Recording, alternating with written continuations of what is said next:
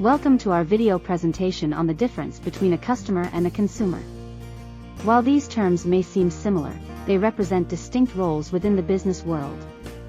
Let's explore their meanings and how they relate to each other. A consumer refers to an individual or entity that purchases or uses a product or service. They are the end users or beneficiaries of a product. In simpler terms, consumers are those who directly engage with and consume a product or service. Consumers can be individuals, families, organizations, or even governments. For example, when you buy a smartphone and use it for personal purposes, you are the consumer of that product. On the other hand, a customer refers to someone who purchases goods or services from a business. Customers are the ones who initiate transactions and exchange money for products or services. Customers can be individuals or other businesses.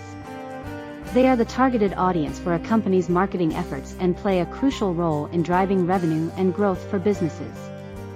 It's important to note that not all consumers are customers, and not all customers are consumers.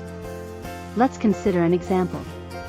If you purchase a gift for someone else, you are the customer in that transaction because you initiated the purchase, paid for the item, and interacted with the business. However, the person receiving the gift becomes the consumer, as they are the ones who will ultimately use or benefit from the product.